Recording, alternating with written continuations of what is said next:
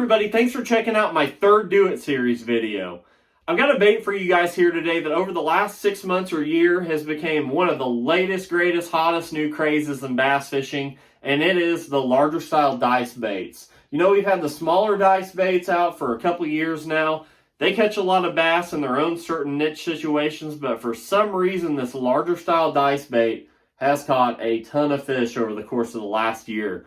Everybody seems to be throwing it. It's a super popular, pattern technique that everybody's catching fish on. So on the flip side of that, that is one of the reasons why I think it's important to get adequate with certain components and know all the different avenues you can take to be able to produce a hot new bait, because whenever they get hot, they're new. There's usually one manufacturer that's making them. They can't quite keep up. So that leaves you with a couple options, which is get on eBay, hunt one down, spend 50, 60, 70 bucks, pay top dollar for it, or pick up a couple molds and try to figure out how to make them yourself. So that's kind of the avenue I went. I actually do have a few of the new ones.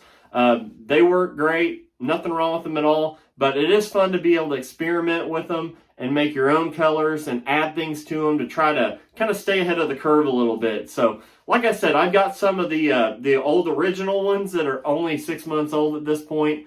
I do have a couple of them. I've thrown them a little bit. They work great. One that I really, really like is the Yamamoto Uni.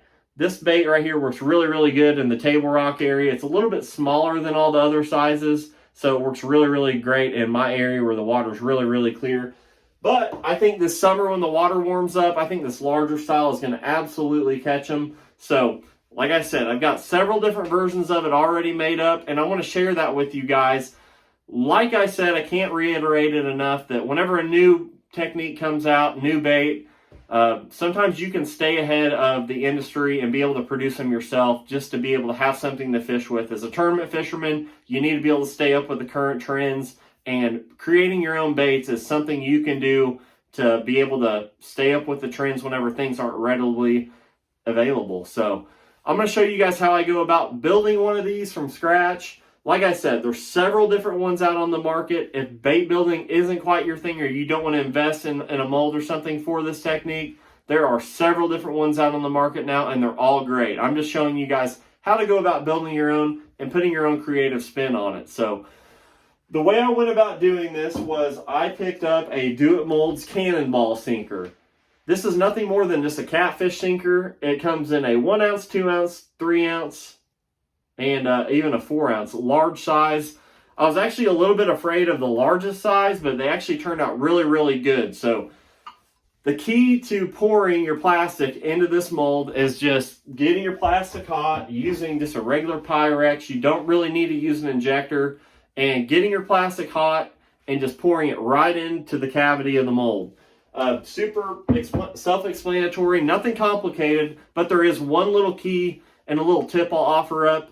Is whenever you get this mold, the sprue hole is relatively small. It's kind of like a, let's say, I shape, and it's not that easy to get the plastic to go right into. So whenever you're pouring lead into a mold like this, it'll pour perfect, no problem at all. But that plastic seems to hit the side of the mold, it'll kind of ball up, and you won't get a great casting with your soft plastic. So what I do is I start small with the small drill bit. I clamp the mold together with just a pair like vice grips or something, and just start drilling out the cavity till it's circular, like so, and just start working your way up with larger drill bits until you get the hole big enough that you can pour the plastic right in the middle of without hitting any part of the mold. If you can do that, you're going to end up with a great casting.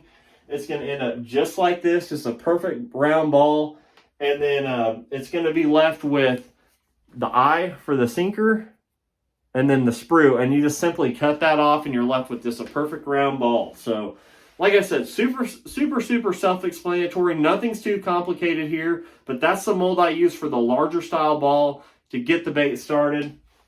And then from there, you're going to need to be able to get some kind of rubber legs.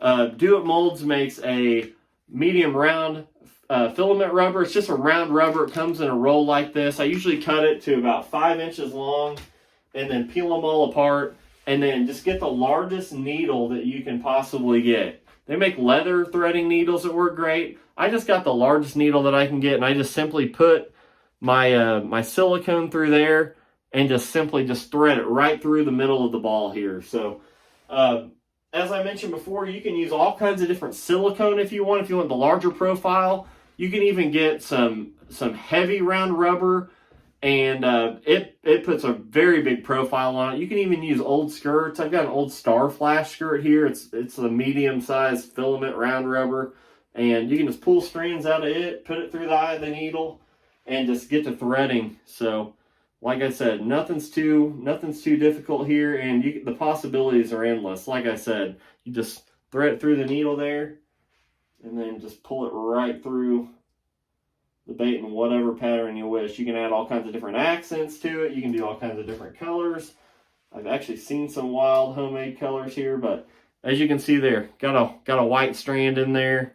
You can add whatever you want to it. You can make them as thick as you want. I got one here that's a little thinner, or you can add as many legs to it as you want to get a bigger profile. So very, very easy to do. Like I said, there's 4 cavities on that mold. Here's the smallest size. I made some smoke ones for table rock where there's a lot of shad in the water, just kind of offer them something different. And then they go all the way up to the largest size here. So that's what you get out of the Do It mold. And like I said, super, super simple, nothing to it at all. And just a little something you can do to kind of keep yourself ahead of the curve whenever baits get hard to find. They're not readily available. They're super expensive. You can kind of keep yourself ahead of the curve like that and be able to produce them yourself. So that's how I went about making this this larger dice style bait.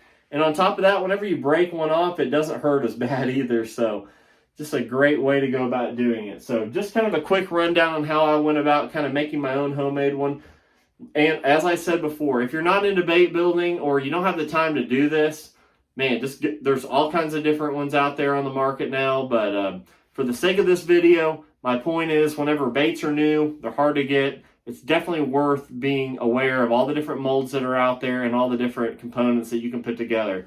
I simply just use a Do It mold here, a needle, some plastic, and then of course this medium round filament rubber. So I think that's a pretty good bait for pennies on the dollar there, and it worked out great for me. So I hope you guys take something from this. I hope it helps. I hope you guys have a good time, being creative. You can put flash in them. You can put all kinds of different, silicone, round rubber, whatever, to make your own colors. No one has to even know about them if they work. So that's all a benefit for you. So hope you guys get some from this video. Thanks for checking out part 3 of my Do It series. I look forward to seeing you on part 4. Thanks for watching.